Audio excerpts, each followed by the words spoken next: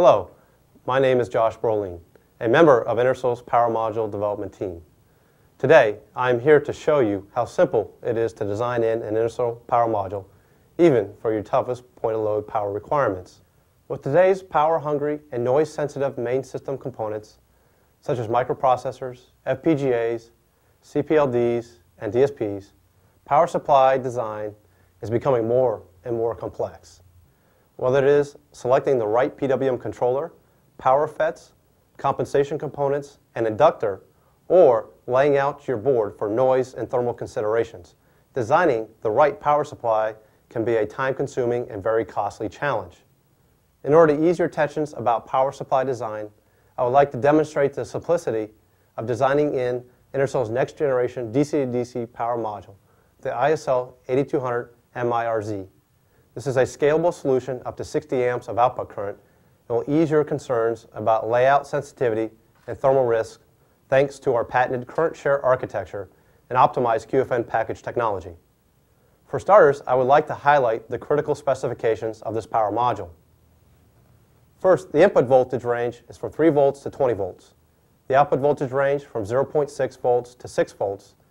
Output current per module is 10 amps. You can program and synchronize the switching frequency from 700 kilohertz to 1.5 megahertz with up to 6 power modules in parallel for greater than 10 amp requirements of max of 60 amps. Has a power grid and enable pin and has a low profile 2.2 millimeter thermally enhanced QFN package, which is backside PCB mountable, provides superior thermal performance due to the large pads on the bottom. It can easily be debugged on your PCB due to the exposed leads.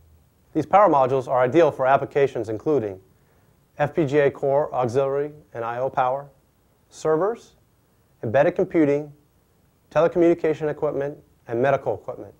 A reason why you would use a power module in these applications is ease of use. But some modules are easier to design in than others. Let's look at some of the challenges you will come across when designing other parallelable module solutions on the market today. Here is an example. As you can see in this complex block diagram, a connection between the compensation and feedback pins are required for parallel module operation. Since the feedback and compensation functions are critical for stability and accuracy in a switching power supply, great care is required when designing and laying out this power module solution. If great attention to detail is not given to this current share architecture, an unexpected output voltage noise can cause serious damage to your load. So much for trying to save time and money by using a power module. This performance can ultimately slow down your time to market and add cost to your bottom line. In addition, when paralleling modules with this solution, an external oscillator is required for multi-phase operation, adding to the complexity of the design and BOM costs. Intersil's solution takes care of this feature internally with just a resistor divider on the phase control pin. Here is Intersil's ISL 8200M in the same dual mode configuration. First, you will need common power connections for the input bias and output voltage. Bulk capacitance and a single resistor to set the output voltage is all that is required here. Second, simply make a connection between the logic level enable pins.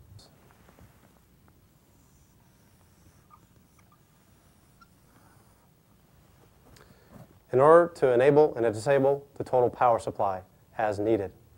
This pin also helps to monitor each module independently and will disable all parallel modules in order to protect the load. This is called our fault handshaking scheme. Since these are logic level pins, layout sensitivities do not apply. Next, connect the iShare pins between the power modules.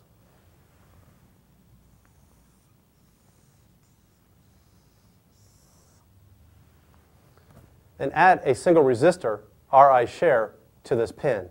This sets the average output current required for the parallel modules. For example, you may need a total of 18 amps of output current. So you would set the resistor value according to the datasheet recommendations for each module to output 9 amps of current. A voltage is created on the iShare pin for each individual module for internal error correction in order to balance the total output current requirement. Then, a connection needs to be made between the F-sync in and clock out pin of the power modules.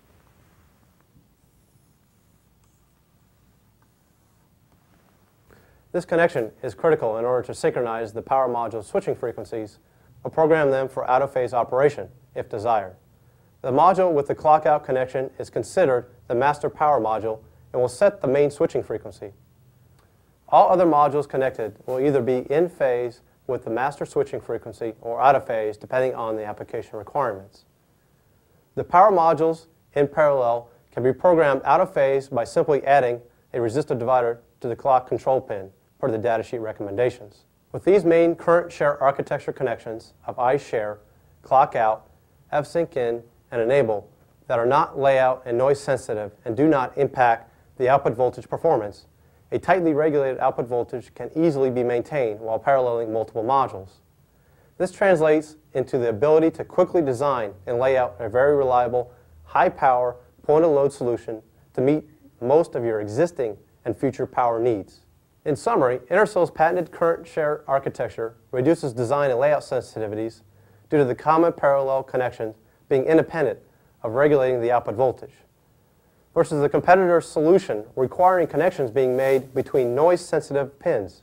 In addition, Intersil's ISL 8200M does not require an external oscillator to operate in multi-phase mode, making Intersil's solution a much more straightforward power module to design with. To find out how you can obtain free samples, get an evaluation board, download a datasheet, or learn more about our advantages, please visit intersil.com/powermodules.